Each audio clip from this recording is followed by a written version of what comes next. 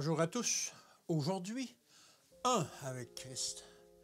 Moi en eux et toi en moi, afin qu'ils soient parfaitement unis et que le monde connaisse que tu m'as envoyé et que tu les as aimés comme tu m'as aimé.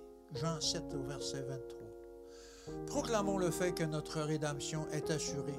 Le Christ a quitté les parvis célestes et il est venu en ce monde afin d'expier à notre place. Tous ceux qui viennent à lui avec une foi vivante pourront se tenir sur un terrain avantageux, tandis que les serviteurs de Dieu proclament des choses. Satan, lui, se présente à ceux qui brûlent pour faire quelque chose et leur soumet des problèmes scientifiques. Les hommes seront tentés de placer la science au-dessus de Dieu. Mais qui, en cherchant, peut découvrir Dieu? Les hommes peuvent appliquer à Dieu leur propre interprétation, mais aucun esprit humain ne peut les comprendre. Il ne nous a pas été demandé de résoudre ce problème. Que l'homme limité ne cherche pas à interpréter Jéhovah. Que personne ne se laisse aller à spéculer sur sa nature. Là, le silence est éloquent. Celui qui est omniscient s'élève au-dessus de toute discussion. Le Christ est un avec le Père, mais Dieu et le Christ sont deux personnes distinctes. Lisez la prière du Christ au 17e chapitre de Jean, et vous constaterez à quel point que ce point est clairement souligné.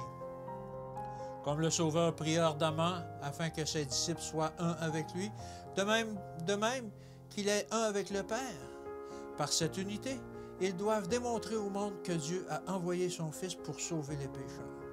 L'unité des disciples du Christ est avec lui doit constituer la grande preuve indispensable que Dieu a en vérité envoyé son Fils dans le monde pour sauver les pécheurs.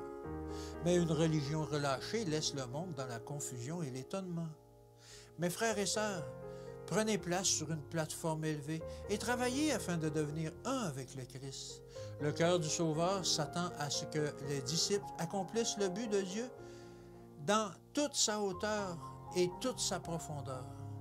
Ils doivent être un avec lui, même s'ils sont dispersés dans le monde entier, mais Dieu ne peut les rendre un en Christ que s'ils sont disposés à renoncer à leur propre voie pour adopter les siennes.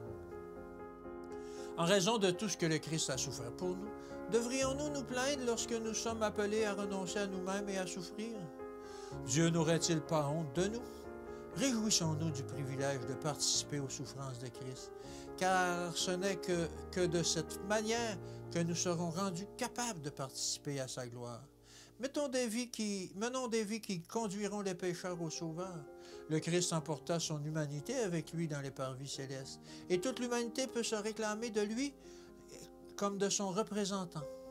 Nous pouvons devenir complets en lui. Que Dieu vous bénisse et qu'il vous garde, et je vous dis à demain.